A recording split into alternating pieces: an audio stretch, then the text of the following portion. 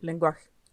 Sin lugar a dudas, el lenguaje, así como los pulgares oponibles y el raciocinio, son características de nuestra evolución como Homo sapiens sapiens.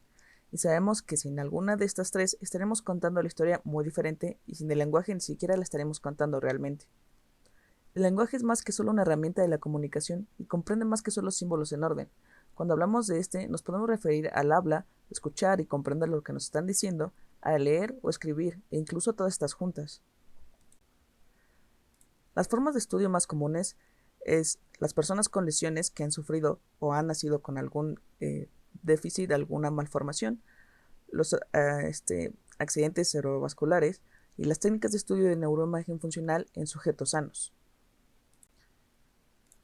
Si bien aún no contamos con un mapa exacto de la corteza y del cerebro donde se localiza el habla, sí sabemos que el lado izquierdo es el responsable de un 90% de la población. Esto se debe a la función lateralizada y es ahí donde podemos encontrar la gran mayoría de las anomalías lingüísticas. La razón de la especialización del hemisferio se debe a la capacidad tanto de análisis de los estímulos continuos como al control de movimientos voluntarios continuos, para lo cual el hemisferio izquierdo se encuentra en mayor medida especializado. Los investigadores encontraron que aunque la cantidad de agrupaciones en dicha región era la misma en el hemisferio izquierdo que en el derecho, el espacio entre ellas era un 20% mayor en el hemisferio izquierdo y que los axones que los interconectaban eran, asimismo, más abundantes. Si bien podremos decir que el hemisferio izquierdo tiene más carga en lo que respecta al lenguaje, eso no quiere decir que el hemisferio derecho no esté involucrado.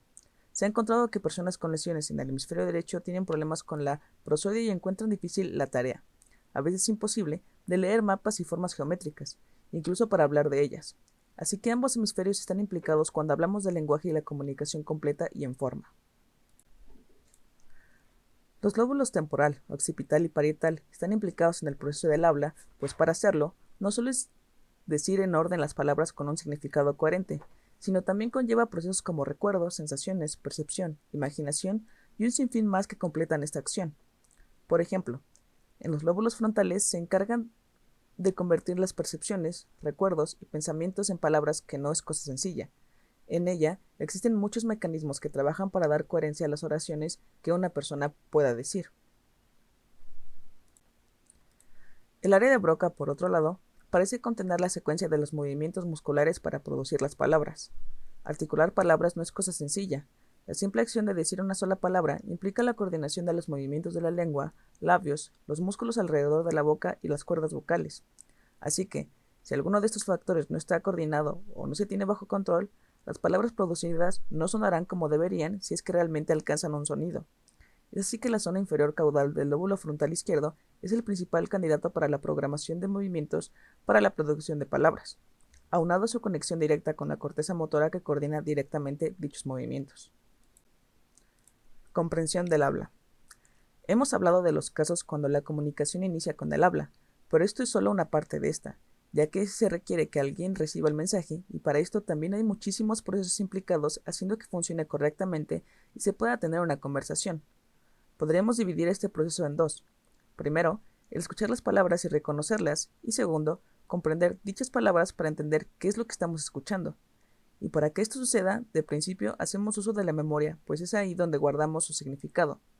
Al conocer una palabra, escucharla por primera vez, el área de Broca se encarga de procesarla por su sonido, pero también se comienzan los enlaces neuronales de la corteza asociativa para el significado de dicha palabra, para enlazarla con lo que ya sabemos previo a esa palabra y así se le asigna su significado. El área encargada de reconocimiento y significación está en el área de Wernicke, la cual podemos encontrar en el hemisferio izquierdo, en la parte media y posterior de la circunvalación temporal superior, que se encuentra muy cerca a la corteza auditiva primaria. Como ya se ha dicho, la mejor forma de estudiar el proceso complicado del lenguaje es a través de las personas que han tenido lesiones en esas áreas y es así como llegamos a las afasias. Sabemos que las afasias se definen como la dificultad para producir o comprender el lenguaje y que esta dificultad no se debe a un déficit motor o sordera, sino por un daño en las áreas correspondientes.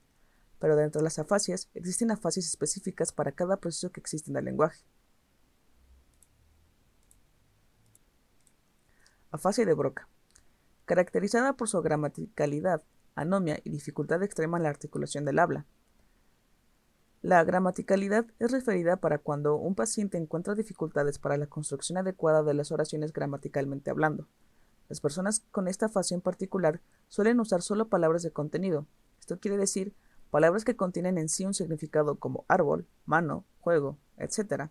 Mientras que las palabras funcionales, aquellas que están de soporte para darle una estructura a la oración, suelen ser con la que encuentran gran dificultad. Los sujetos con esta fase también tienen un déficit en comprender la construcción gramatical, cuando se les pide señalar qué imagen representa la oración de forma adecuada debido al orden de las palabras. La anomia descrita por Carlson, dificultad en encontrar, recordando, la palabra apropiada para describir un objeto, acción o atributo. Si bien la anomia está presente en todas las afasias, en los sujetos con afasia de Broca se hace más evidente. Por último, la dificultad de articulación es característica de los afásicos de Broca, ya que tienden a pronunciar de forma incorrecta las palabras a pesar de que notan su error e intentan corregirlo. Afasia de Wernicke. Considerado también como una afasia de recepción al estar en cercanía con la corteza auditiva de asociación, apoya la hipótesis de Wernicke cuando dice que dicha área almacena los recuerdos de las secuencias de los sonidos que constituyen las palabras. Podremos definir de forma más fácil esta afasia por su característica de un habla fluida, pero sin su significado. Así como la afasia de Broca, la de Wernicke tiene varios componentes o déficits. Sordera pura para las palabras. El daño del lóbulo temporal izquierdo produce la sordera pura para las palabras. Las personas que la padecen son incapaces de comprender el habla. Lo curioso de esta característica es la capacidad de los sujetos para reconocer sonidos específicos que no son parte del lenguaje, como un timbre o el claxon de un auto. Incluso pueden identificar la emoción en las palabras, pero no entenderlas. Conservan la capacidad de lectura y escritura o incluso leer los labios, así como un habla fluida. Los estudios de neuroimagen apoyan la teoría que dice que la corteza auditiva de asociación de la circunvalación temporal superior es la encargada de la percepción de sonidos específicos del habla. Al parecer, existen dos tipos de lesión cerebral que pueden causar sordera pura para palabras: la alteración de la entrada de información auditiva al área de Wernicke o el daño del área de Wernicke en sí. La alteración de las áreas auditivas puede deberse al daño bilateral de la corteza auditiva primaria o puede estar causada por una lesión de la sustancia blanca del lóbulo temporal izquierdo que interrumpe los axones que llevan información auditiva desde la corteza auditiva primaria al área de Wernicke. Cualquiera de estos tipos de daño altera el análisis de los sonidos de las palabras, impidiendo así reconocer el habla de los demás. Afasia transcortical sensorial. Carlson define el área posterior del lenguaje a la región que rodea la parte posterior de la cisura lateral, cerca de la confluencia de los lóbulos temporal, occipital y parietal. Esta afasia tiene lugar en dicha región, pues es ahí donde ocurre el intercambio de información de la representación auditiva de las palabras y sus significados. Las personas con esta afasia presentan dificultades para la comprensión del lenguaje, así como para la producción de este con su significado y coherencia. Trastornos del pensamiento. En los inicios del siglo XX, Kraepelin realizó una diferenciación de los desórdenes mentales. Por un lado, tenemos a la demencia senil, que resume la pérdida de las capacidades cognitivas en ancianos, lo que hoy podríamos interpretar también como Alzheimer y demencia. Y por otro lado, los trastornos de personalidad. Aunado a esto, sumó la demencia precoz, que iniciaba en edades tempranas, principalmente en la adolescencia, y el síndrome de psicosis maníaco-depresiva, representándose en etapas más tardías de la vida de quienes lo padecen, así como remisiones y recaídas, pero sin un deterioro progresivo como el anterior.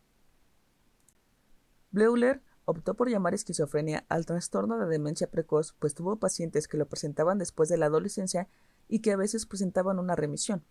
Al mismo tiempo, concluyó que era más un grupo de enfermedades que un trastorno único, caracterizadas por un trastorno específico de la cognición más que un deterioro del intelecto.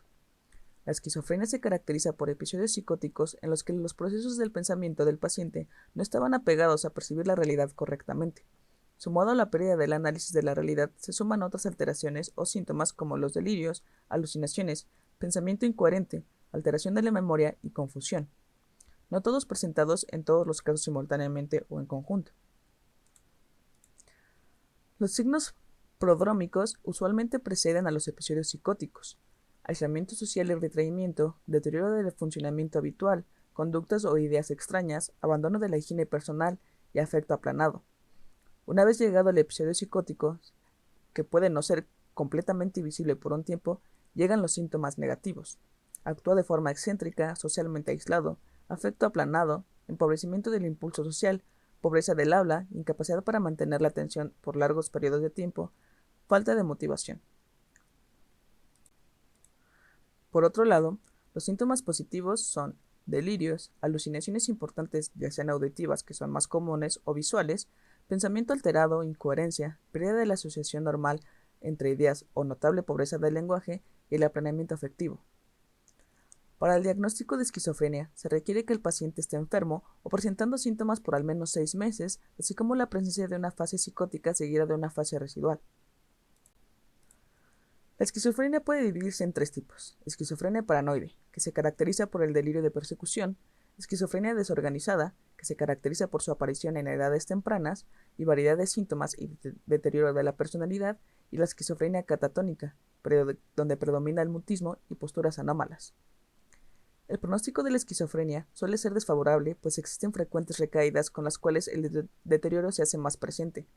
Dividiendo tanto los síntomas positivos y negativos, algunas investigaciones han concluido que, cuando los pacientes presentan un predominio de los síntomas negativos, la relación con la enfermedad es más grave, tiene un peor pronóstico, encuentran más alteraciones anatómicas en el cerebro y mayor pérdida de tejido cortical. Sin tener claro aún las causas específicas de la esquizofrenia, la más visible es la predisposición genética. Kalman encontró una incidencia de un 15% entre los familiares directos de los pacientes, aunque aún no se ha encontrado la base genética. Bien podría alegarse el parecido en métodos de crianza, nivel de vida, estatus social, hábitos y demás características que podrían compartir los pacientes dentro de las relaciones familiares y sociales. Para dar más luz a la hipótesis genética, se realizaron estudios con gemelos monocigóticos y disigóticos, los cuales arrojaron una concordancia de un 45% en los primeros y un 15% en los últimos, apoyando así dicha teoría, pero sin ser completamente concluyente.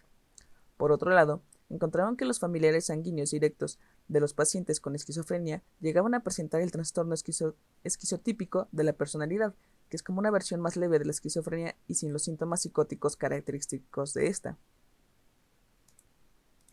Sumado a la posible predisposición genética, también existen alteraciones anatómicas en el cerebro que comparten los pacientes con el trastorno, aunque no todos ellos. En fases tempranas de la enfermedad hay una reducción del flujo sanguíneo que conecta los ganglios basales con los lóbulos frontales.